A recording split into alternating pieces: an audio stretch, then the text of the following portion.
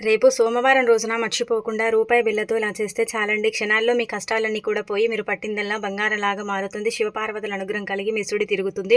అలానే కాకుండా ఏంటంటే గనక కోట్లు వచ్చి పడతాయని చెప్పొచ్చు.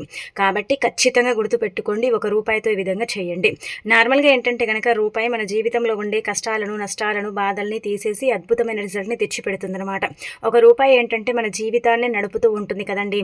రూపాయి లేకపోతే మన లైఫే లేదని చెప్పొచ్చు. కాబట్టి మీకు ఎన్ని కష్టాలు, బాధలు, సమస్యలు ఉన్నా సరేనండి, ఒక రూపాయి బిల్లని రాత్రి పడుకునేటప్పుడు తీసుకోండి.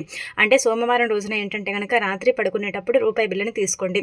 అలా తీసుకున్న తర్వాత ముందుగా ఆడవారైతే కుడి చేతిలో, ఎడమవారైతే అంటే ఇలా ఎడమ చేతిలో కుడి చేతిలో పట్టుకోండి. ఆడవారైతే కుడి చేతిలో, మగవారైతే ఎడమ చేతిలో పట్టుకోండి. పట్టుకున్న తర్వాత ఏంటంటే గనక మీకుండే సమస్యలు, బాధలు, కష్టాలు ఏ ఉన్నా పర్వాలేదు. మీ మనసులో మీరేంటంటే గనక భరించలేకపోతున్నారు కదా ఈ బాధలు, ఇవన్నీ కూడా వాటన్నిటి గురించి కూడా చక్కగా చెప్పుకోండి. ఆ తర్వాత తల చుట్టూదా 3 సార్లు తిప్పి దిండు కింద పెట్టి పడుకొని తెల్లారి లేచిన తర్వాత ఆ రూపాయి బిళ్ళను ఏంటంటే గనక పేదవారికి దానం చేసేయండి. ఇలా చేయటం వల్ల మీకుండే కొన్ని రకాల కష్టాలు ఏంటంటే గనక అంటే మీ జీవితంలో నుంచి తొలగిపోతాయి. కొన్ని ఏంటంటే గనక కష్టాలు ఉంటాయి కదా, వాటికి ఖచ్చితంగా మీకు ఏంటంటే గనక సొల్యూషన్ అనేది కనిపిస్తుందన్నమాట. ఈ విధంగా ఉంటుందని చెప్పొచ్చు. కాబట్టి రూపాయి బిళ్ళ పరిహారం అనేది తప్పక ఆచరించి శివానుగ్రహానికి పాత్రలు కండి. తిరుగు అనేది ఉండనే ఉండదు.